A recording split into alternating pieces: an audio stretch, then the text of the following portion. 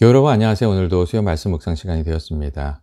오늘도 창세기의 말씀을 같이 나누면서 믿음의 길에 대해서, 하나님의 뜻에 대해서, 그리고 이 죄의 역사에 대해서 같이 나누게 되는 시간이 되기를 원합니다. 오늘 같이 나눌 말씀은 창세기 4장 1절부터 15절 말씀인데 제가 읽어드리도록 하겠습니다. 아담이 그의 아내 하와와 동침함에 하와가 임신하여 가인을 낳고 이르되 내가 여호와로 말미암아 등남하였다 하니라. 그가 또 가인의 아우 아벨을 낳았는데 아벨은 양치는 자였고 가인은 농사하는 자였더라. 세월이 지난 후에 가인은 땅의 소산으로 제물을 삼아 여호와께 드렸고 아벨은 자기도 양의 첫 새끼와 그 기름으로 드렸더니 여호와께서 아벨과 그의 제물은 받으셨으나 가인과 그의 제물은 받지 아니하신지라. 가인이 몹시 분하여 안색이 변하니 여호와께서 가인에게 이르시되 내가 분하여 함은 어찌 됨이냐 안색이 변함은 어찌 됨이냐 내가 선을 행하면 어찌 낯을 들지 못하겠느냐 선을 행하지 아니하면 죄가 문에 엎드려 있느니라. 죄가 너를 원하나 너는 죄를 다스릴지니라. 가인이 그의 아우 아벨에게 말하고 그들이 들에 있을 때에 가인이 그의 아우 아벨을 쳐 죽이니라. 여호와께서 가인에게 이르시되 내 아우 아벨이 어디 있느냐. 그가 이르되 내가 알지 못하나이다. 내가 내 아우를 지키는 자니이까. 이르시되 내가 무엇을 하였느냐. 내 아우의 핏소리가 땅에서부터 내게 호소하느니라. 땅이 그 입을 벌려 내 손으로부터 내 아우의 피를 받았은즉 내가 땅에서 저주를 받으리니 내가 밭을 갈아도 땅이 다시는 그 효력을 내게 주지 아니할 것이요 너는 땅에서 피하며 유리하는 자가 되리라. 가인이 여호와께 아뢰되 내 죄벌이 지기가 너무 무거우니이다. 주께서 오늘 이 지면에서 나를 쫓아내시온즉 내가 주의 낯을 배웁지 못하리니 내가 땅에서 피하며 유리하는 자가 될지라. 물은 나를 만나는 자마다 나를 죽이겠나이다. 여호와께서 그에게 이르시되 그렇지 아니하다. 가인을 죽이는 자는 벌을 7배나 받으리라 하시고 가인에게 표를 주사 그를 만나는 모든 사람에게서 죽임을 면하게 하시니라. 아멘. 교회 여러분, 오늘 성경의 말씀은 우리가 잘 아는 가인과 아벨의 이야기로 이 죄로 인해서 인간의 타락이 점점 더 심해지는 것을 우리에게 보여주고 있습니다. 또한 오늘 말씀을 통해서 우리는 죄가 가진 그 심각한 파괴력과 또 우리가 하나님을 경외하는 마음을 가지고 살아가야 한다는 것이 참 그게 중요하다는 것, 그리고 죄의 유혹이 찾아올 때 우리의 마음을 잘 지켜야 한다는 것, 그런 것들을 우리가 알 수가 있습니다. 오늘 말씀은 아담과 하와가 에덴에서 쫓겨난 이후 가인과 아벨을 낳는 것으로부터 시작하고 있습니다. 하와는 가인을 낳고 말하기를 내가 여호와로 말미암아 아들을 얻었다고 등남하였다고 그렇게 이야기했습니다. 하와는 출산의 과정 중에 하나님을 생각했고 가인을 하나님께서 주신 자녀로 이렇게 받아들였던 겁니다. 그래서 아담과 하와는 그 아이의 이름을 가인이라고 얻었다는 뜻을 가진 이름으로 이렇게 지었습니다. 그 후에 하와는 둘째 아이인 그 아벨을 낳게 되었는데 이 아벨의 이름은 좀 특별합니다. 그 이름의 뜻이 공허함 또는 허무함 그런 뜻이었습니다. 이 아벨의 이름을 통해서 우리가 알 수 있는 것은 아담과 하와가 에덴에서 이렇게 쫓겨나 살게 되면서 큰 허무함을, 그 공허함을 느끼면서 살았다는 것입니다. 하나님과 친밀한 관계 속에서 살았었는데 그것이 끊어지고 이 세상에서 살면서 아담과 하와가 그 삶에 큰 공허함을 느끼고 살았던 겁니다. 프랑스의 철학자이며 이 독실한 기독교인이었던 이 파스칼은 그래서 이런 이야기를 했습니다. 모든 인간의 마음속에 큰 구멍이 있다. 그런 이야기를 했습니다. 이 구멍은 하나님과의 단절감에서 오는 이 공허함을 말하는 겁니다. 그리고 사람들은 이 구멍을 메우려고 그 공허함을 메우기 위해서 애를 쓰면서 살아간다고 이야기해 주었습니다. 이 사회적 성공이나 안정적인 기반이나 명예와 권력을 통해서 또 어떤 사람과의 관계를 통해서 우리 마음속에 있는 그 큰 구멍을 그 공허함을 채우려고 하면서 살아간다고 그렇게 이야기를 했습니다. 하지만 이 하나님께서 채우고 계셨던 그 자리를 세상에 있는 것으로 채울 수 없다고, 그분은 그래서 뭔가를 채우려고 해도 계속 공허함을 느끼게 되고 결국 하나님 외에는 그것을 채울 수 없다는 것을 우리가 깨닫게 된다는 그런 이야기를 해 주었습니다.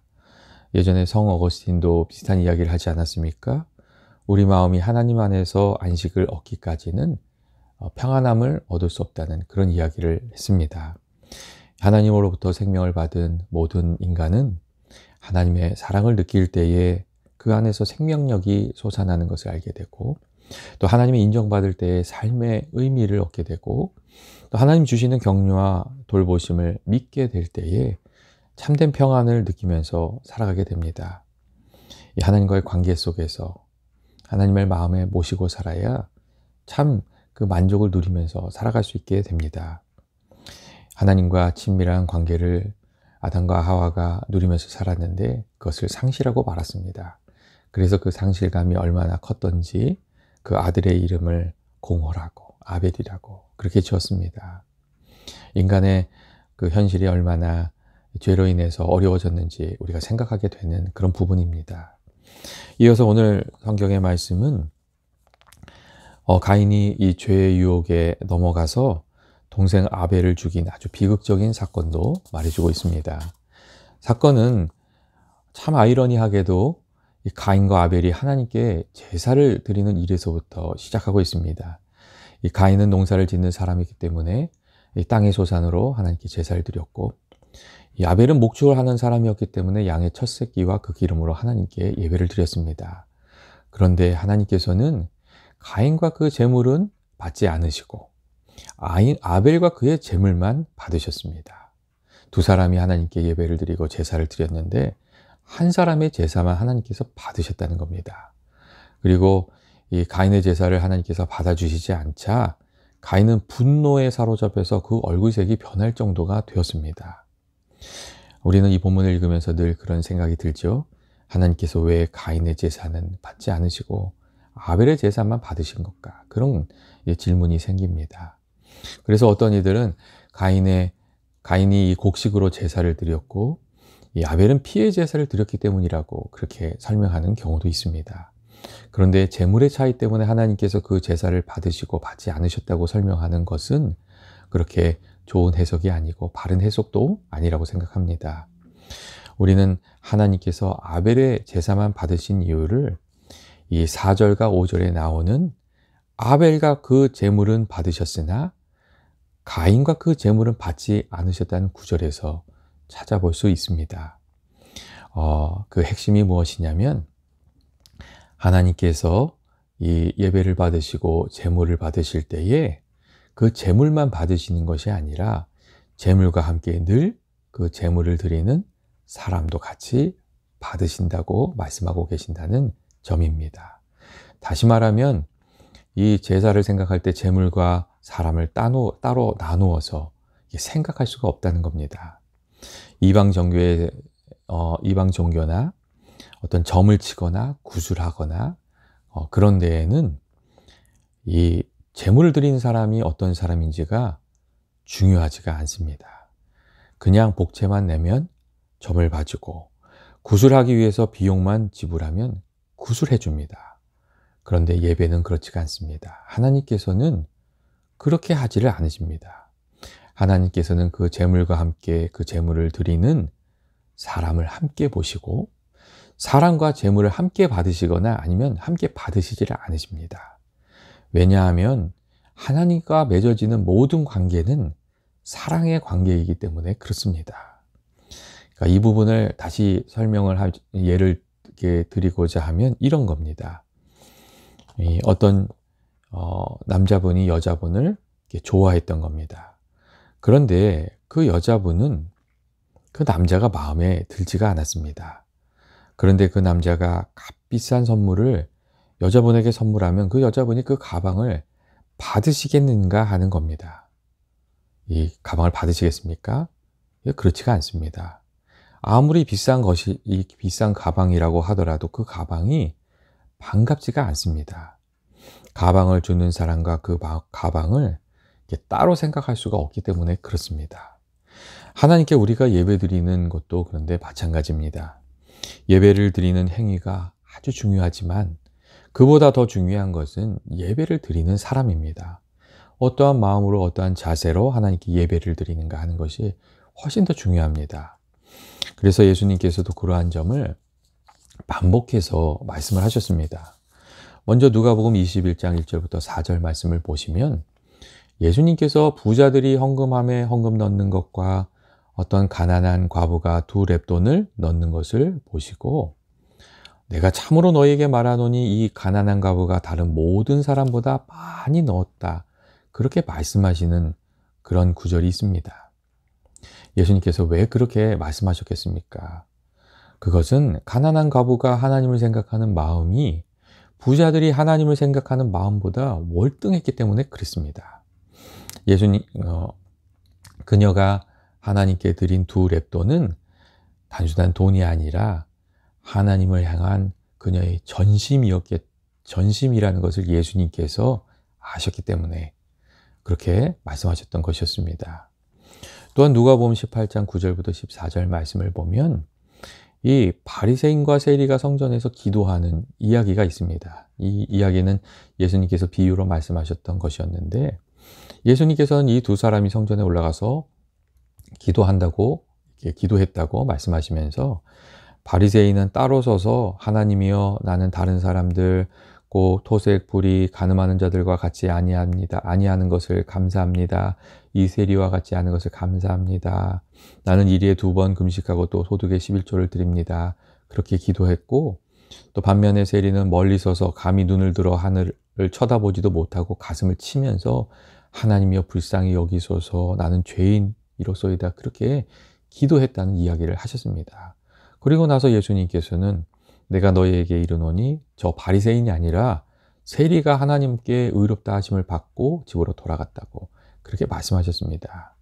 하나님께서는 그 기도하는 예배하는 그 사람의 중심을 보시는 것을 예수님께서 알고 계셨기 때문에 그렇습니다. 하나님께서 받으시는 예배는 여러분 어떤 예배입니까? 우리는 하나님께 예배 드릴 때 하나님께서 그 예배 드리는 사람의 마음의 중심을 보시며 우리가 하나님 앞에 서게 될 때에는 우리들의 전심으로 하나님 앞에 서야 된다는 것, 그것을 좀 잊지 말아야 됩니다. 예배는 우리가 구경하는 쇼도 아니고 하나님께 사람들에게 무엇을 보이기 위해서 하는 것도 아니고 만약을 대비해서 그냥 들어두는 보험과 같은 것도 아니기 때문에 그렇습니다. 하나님께 드려지는 진정한 예배의 시작은 언제나 우리들의 마음속에 있는 진심 어린, 하나님을 향한 진실함 어린 마음으로부터 시작되는 것이라고 그렇게 할 수가 있습니다. 오늘 말씀에 가인과 아벨 두 사람이 제사를 드렸으나 하나님께서는 아벨과 그 제물은 받으시고 가인과 그 제물은 받지 않으셨다고 그렇게 말씀해 주고 있습니다. 예배하는 가인의 마음에 문제가 있었기 때문에 그랬습니다. 그래서 하나님께서는 가인에게 내가 선을 행하였다면 어찌 낯을 들지 못하겠느냐 하는 그런 말씀도 하셨습니다. 그리고 이제 가장 큰 문제가 일어나지요. 이 가인이 거절을 당하고 분노에 사로잡혀서 아벨을 죽이는 그런 일들이 일어납니다.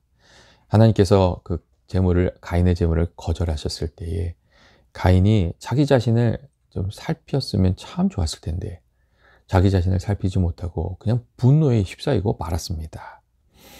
그리고 이 분노에 휩싸인 가인을 하나님께서 걱정하셔서 이 가인에게 얘기하셨습니다. 내가 분하여 하면 어찌 됨이며 안색이 변하면 어찌 됨이냐. 내가 선을 행하면 어찌 낯을 들지 못하겠느냐.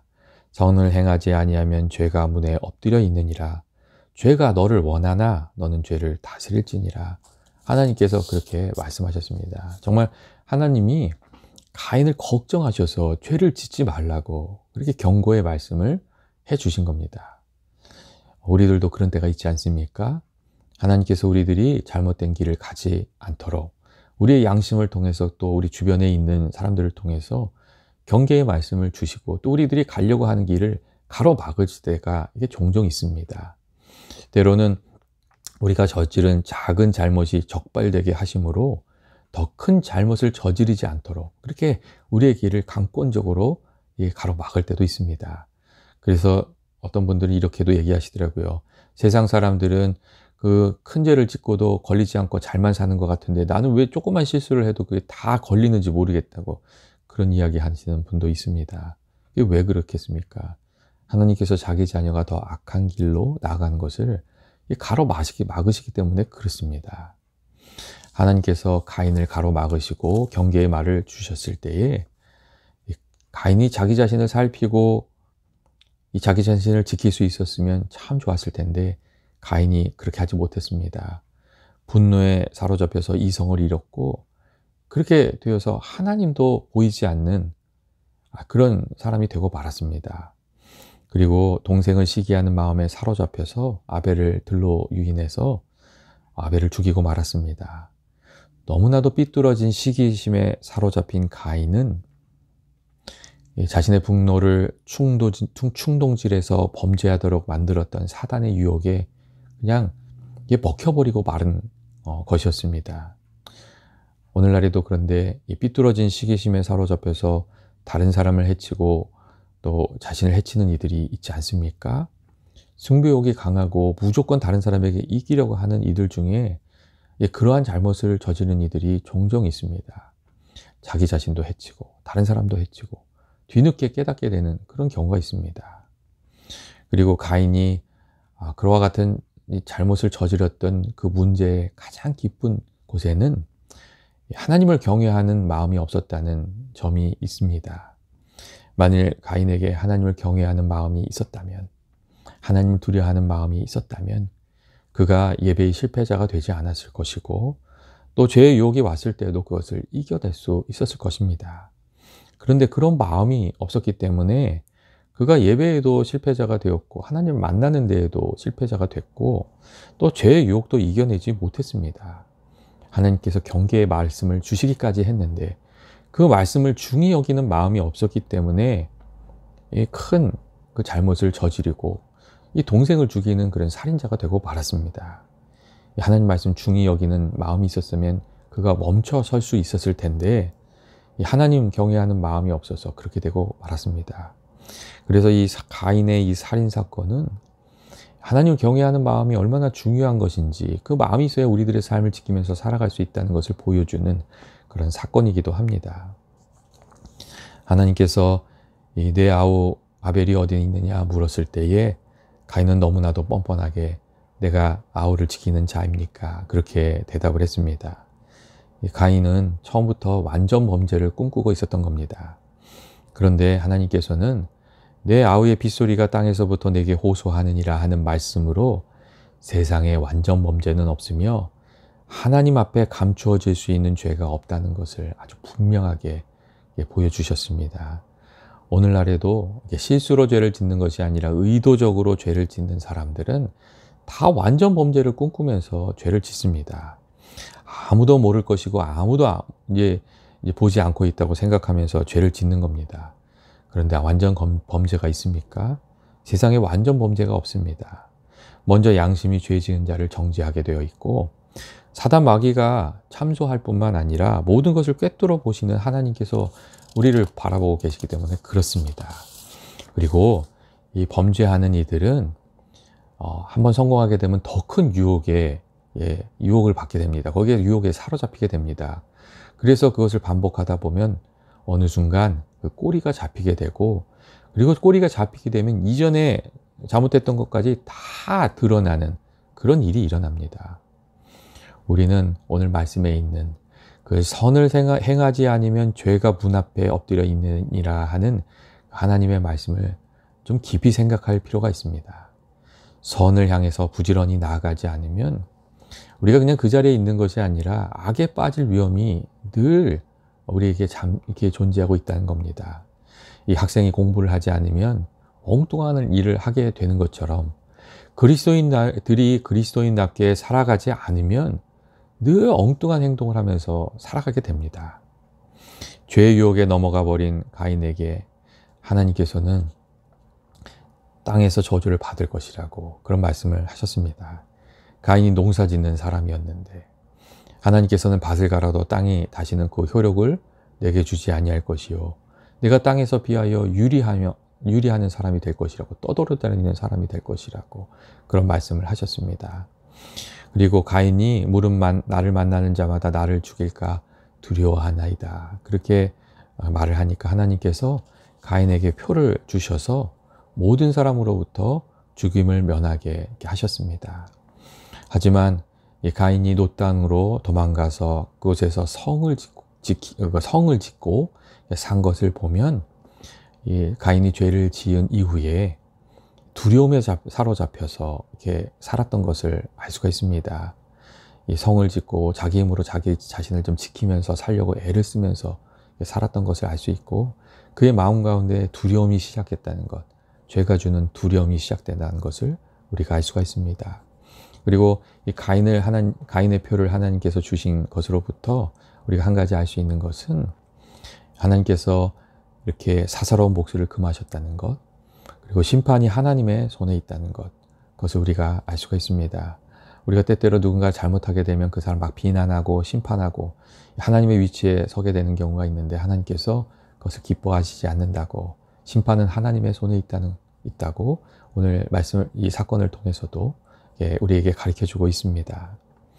이 가인과 아벨의 이야기를 읽을 때 한 가지 논쟁거리는, 아담과 하와가 두 사람의 자녀를 낳았는데 이 가인을 죽이려고 하는 사람은 누구고, 또 가인이 유리하며 다니다가 결혼을 하게 되었는데 그 상대는 누구인가 하는 점입니다.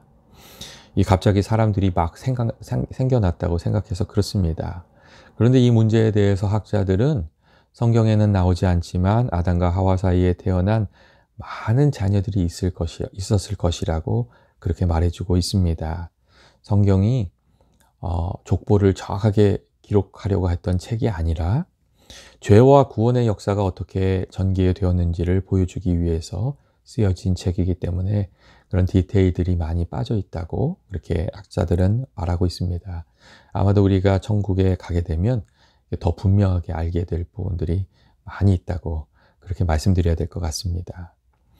오늘 우리가 함께 읽은 가인과 아벨의 이야기는 하나님을 경외하는 마음을 가지고 살아가는 것이 얼마나 중요한지를 우리에게 알려주고 있습니다.